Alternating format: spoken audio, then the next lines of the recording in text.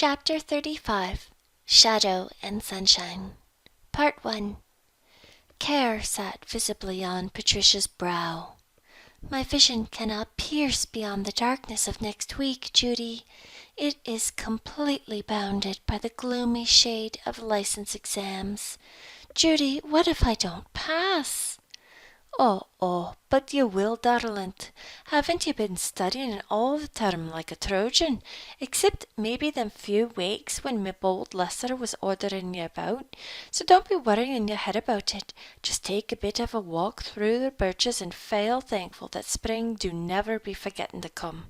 And then, maybe, you'll be making Siddy's favourite pancakes for supper. It's myself can't give them the turn at the right moment like you can. Judy, you old flatterer, you know nobody can make pancakes like yours. Oh, but the pastry now, Patsy.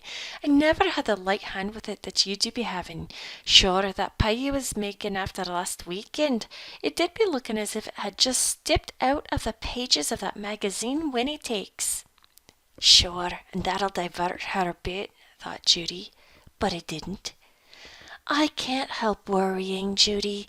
It will be dreadful if I don't pass. It will hurt Mother so, and she mustn't be hurt. For everybody at Silverbush had become very careful of Mother without saying much about it. Nobody ever heard her complain, but all winter she had been taking little bitter strychnine tablets for the heart and a rest in the afternoons. The shadow had crept towards Silverbush so stealthily that even yet they hardly realized its grim presence. Father was looking grey and worried. Although none of the children knew it, the doctor was advising an operation, and Judy and Aunt Edith were, for the first, last, and only time in their lives, of the same opinion about it. "They'll cut her up just for an experiment," said Aunt Edith wrathfully. "I know them." "Indeed, I wouldn't put it by them," agreed Judy bitterly. Mother herself would not hear of an operation. She felt that it couldn't be afforded, but she didn't tell Long Alec that. She merely said that she was frightened of it. Long Alec rather marvelled at this.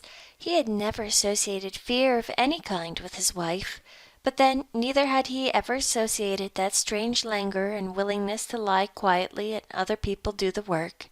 Mother had never hurried through life. She had walked leisurely. Judy was wont to say she had never known anyone who made so little noise moving round a house, but she got a surprising amount of work done. Pat got through the exams eventually, and even dared to hope she had done fairly well. She left Queen's with a good deal of regret, and grimy Linden Avenue with none at all. Home again to dear Silverbush, never more to leave it, for the home school was promised her, and Pat had already in imagination spent a year's salary on Silverbush. Several years, in fact. There were so many things she wanted to do for it. How she loved it. The house and everything about it were linked inextricably with her life and thought. There was one verse in the Bible she could never understand. "Forget also thine own people and thy father's house." It always made her shiver. How could anybody do that? She fell in love with life all over again on those spring evenings when she walked over the hill or by Jordan, or in the secret paths of her enchanted birches. Winds, delicate dawns, starry nights, shore fields blurred by a silvery fog, the cool wet greenness of the spring rains, all had a message for her, and all made her think of Betts. Even yet, Pat's voice quivered when she pronounced that name. Where was Betts? In what ethereal dances? By what ethereal streams? Did her footsteps wind? I wonder if Betts isn't homesick in heaven for this. Pat pointed to the white lilac over the garden fence. And she must miss the sunsets. This is just such a night as she loved, Judy. Oh, Judy, last spring she was here. All winter at Queen's, where she had never been. It wasn't so hard, but here everything seems to speak of her. Tonight, when I smell that white lilac, it seems to me that she must be near. She doesn't seem dead any more. She just seems around the corner somewhere, still dear and loving, but oh, I want her so." "Pat," came Cuddles's voice, clear and insistent at her elbow, "do you think I have it?" "We'll be having our hands full with that same young Cuddles," Judy had confided to Pat that very day. "In a few years, that is, when she grows into her eyes, your Uncle Tom sees it. Wasn't it only yesterday he says to me, says he, 'You'll be finding her a handful.' Oh, oh, she'll dance through life, that one." Pat could not realize that Cuddles was by way of getting to be a big girl. It was only yesterday she had been an adorable baby with dimpled arms and cheeks, whose very looks said, "Come and love me." And now she was 11, with one teasing unruly curl hanging down the middle of her forehead, and a nose that even at 11 was not the smudge of other 11s, and her eyes. No wonder Cuddles was spoiled. When she looked up sorrowfully and appealingly, she was never punished severely. You couldn't punish a saint gone astray. Cuddles's eyes were always asking for something and always getting it. Unlike Pat, Cuddles revelled in chums, and Silverbush was overrun with them. "Chattering like crows," said Judy indulgently. Judy was proud of Cuddles's popularity. As for the opposite sex, well, if tributes of sticky candies and moist apples and stickier and moister dabs of kisses meant anything, Cuddles certainly had it. "When I was 11," said Pat with a tone of 80, "I wasn't thinking of such things, Miss Rachel." "Oh, but I'm a modern child," said Cuddles serenely, "and Trix Binney says you've got to have it or the boys won't look at you." Judy shook her grey head solemnly, as if to remark, "If they say these things in the green tree, what will they say in the dry?" But Cuddles persisted. "You might tell me what it is, Pat, and if you think I've got it. After all," Cuddles was very serious, "I'd rather get information from my own family than from the Binneys." "The sense of her now," said Judy. Pat took Cuddles off into the graveyard, and sitting on Wild Dick's tombstone, tried to give her some information. She felt she must fill Mother's place with darling Cuddles now. Mother must not be bothered. Part 2. And then the shadow, which had been creeping nearer and nearer, pounced. Mother was ill. Mother was very, very ill. Mother was dying. Nobody said it, but everybody knew it, except Judy, who stubbornly refused to believe it. Judy wouldn't give up hope. She hadn't got the sign. "And I'll not be believing it till I do," she said. Pat wouldn't believe it either. "Mother can't die," she said desperately. "Not our mother." They had always taken Mother so for granted. She had always been there. She always would be there. How was it possible to picture anything else? Pat had not even Hilary to help her through those weeks. Hilary was up west, helping another uncle build a house. The task delighted Hilary. It was an ideal quality for him. Besides, before he could design houses, he wanted to know all about building them, from the ground up. "Bet's last year, and now Mother," thought Pat. Then came a torturing hope. The specialist who was called in advised an operation. With it, he conceded, there was a chance. Without it, none. Judy, when she heard there was to be an operation, gave up hope at once, sign or no sign. "Oh, oh, it's myself should be dying instead of her," she muttered. "I don't be knowing what the good man above means, so I don't." Gentleman Tom winked inscrutably. "You can't be doing anything, Cat dear. You wouldn't let what was after Patsy that time get her, but you can't be guarding Mrs. Long Alec, not if they take her to that hospital to be cut up, and her Selby av the bay shore." Pat was up in Mother's room. A new Pat, older, graver, but more hopeful. as long as one had a little hope. Mother had asked to be propped up in bed so that she might see the green fields she loved. Her hands lay on the counterpane. It was strange to see Mother's hands so white and idle. She was to be taken to the hospital the next day. Mother was very fine and simple and brave about it, but when had Mother ever been anything else? Mother had never been excitable like the gardeners. Her spirit was always at rest, so that anyone who came into her presence was always conscious of a great calm. Her eyes were still the asking eyes of a girl, and yet there was something maternal about her bosom that made you want to lay your head on it if you were tired or troubled. The apple blossoms are out.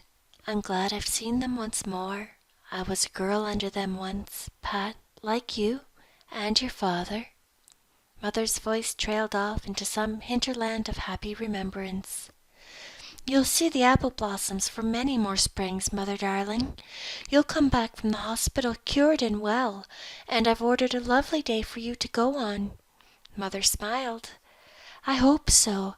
I've never given myself up yet, Pat. But I'd like to talk to you a little bit about some things, supposing I don't come back. We must look that in the face, dearest. Winnie will be marrying Frank, and you will have to take my place, you know. I know, choked Pat. And I'll never marry Mother. I promise that. I'll stay here and keep a home for Dad and Sid and Cuddles. Sid won't want to marry ever when he has me. Again Mother smiled. I don't ask you to promise that, dear. I'd like to think you'll marry some day. I want you to be a happy wife and a joyful mother of children, like I've been. I've been so happy here, Patsy. I was only 20 when I came here, a spoiled child too. And as for housekeeping, I didn't know the difference between simmering and boiling. Judy taught me. Wonderful old Judy. Be good to her, Pat, if I don't come back. But I needn't tell you that. Judy was so good to me. She was even quite fierce about my working. She hated to see my hands spoiled. I had pretty hands, Pat, but I didn't mind spoiling them for Silverbush. I've loved it as you do. Every room in it has always been a friend of mine, had a life of its own for me. How I loved to wake up in the night and feel that my husband and my children were well and safe and warm, peacefully sleeping. Life hasn't anything better to offer a woman than that, Patsy. Mother didn't say this all at one. There were long pauses when she lay very still, little gasps for breath. Sometimes terrible lances of fear pierced Pat's new armor of hope. When Father came in to take her place as watcher, Pat went down out to the dark garden. Everyone else was in bed, even Judy. She could not go to bed. She could not sleep. The night was warm and kind. It put its arms around her like a mother. The white iris seemed to shine hopefully in the dark. Bold and Bad came padding along the walk and curled up in her lap. There were times when even Bold and Bad could behave like a Christian. He knew that Pat needed comfort, and he did his best to give it. Pat sat on the garden bench until dawn came over the hill of the mist, and Bold and Bad ran away for a glorious mouse hunt in the graveyard. The day had begun in a pale, windless morning, the day on which Mother was to go. Would she ever return? That old hymn she had hated, change and decay in all around I see. Change was what she had always dreaded.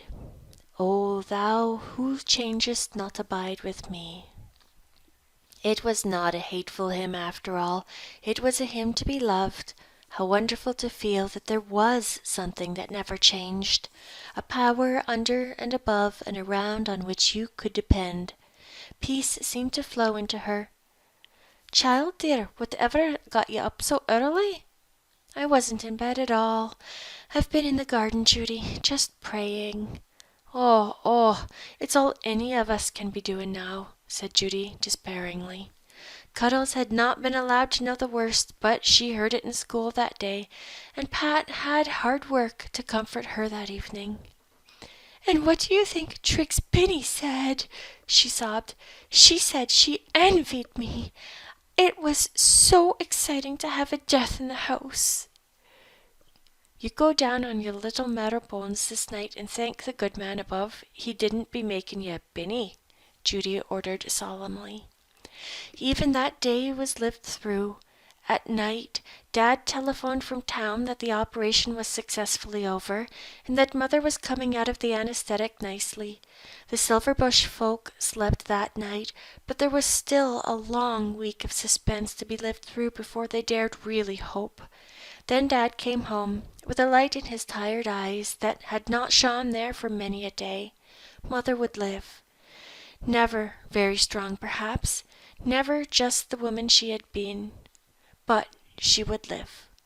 Oh, and didn't I be always telling you so? Said Judy triumphantly, forgetting all her gloomy dreads of cutting up.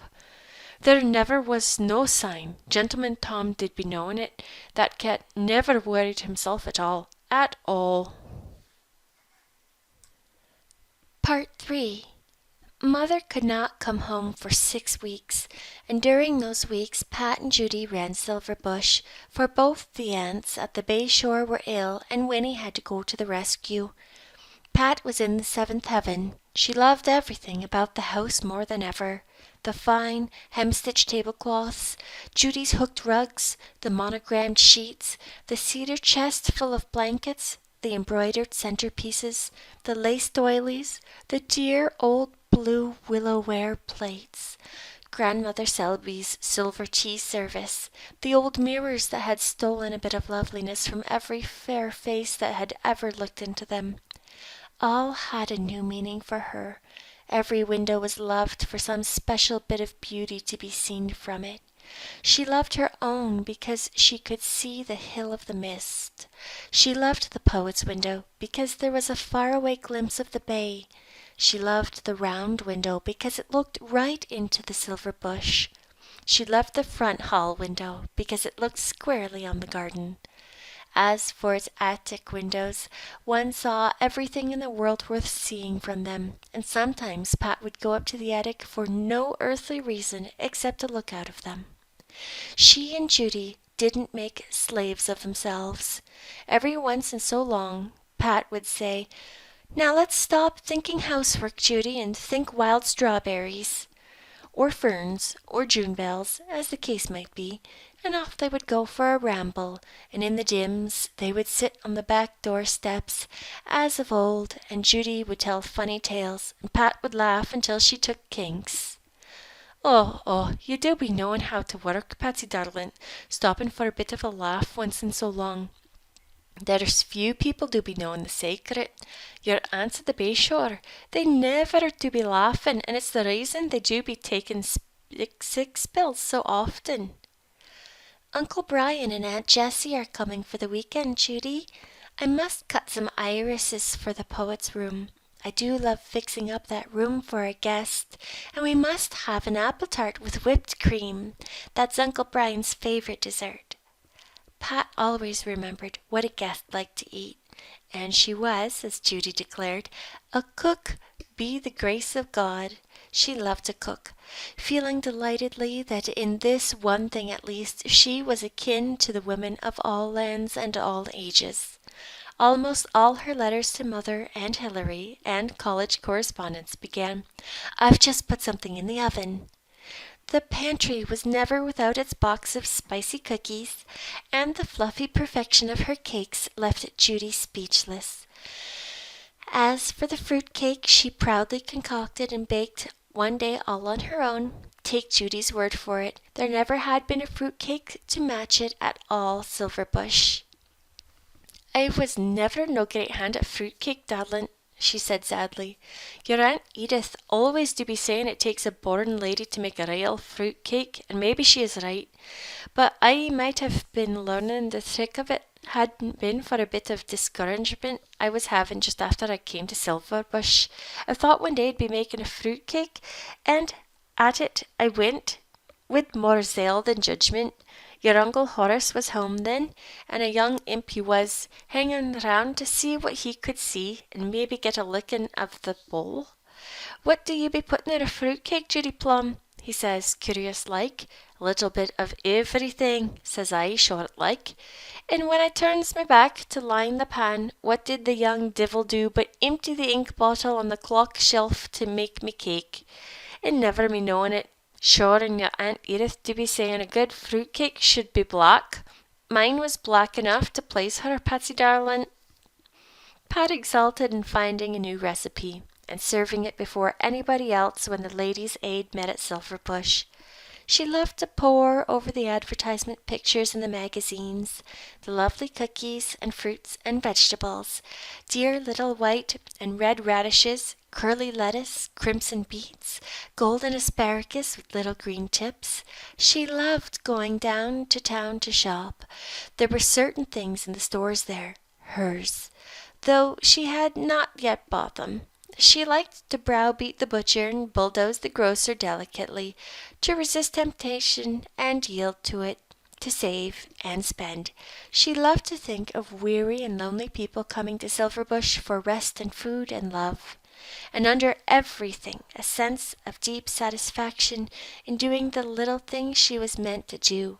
She tasted it to the full in the beautiful silences which occasionally fell over Silverbush, when every one was quietly busy, and the cats basked on the window sills. And then, to prepare for mother's homecoming.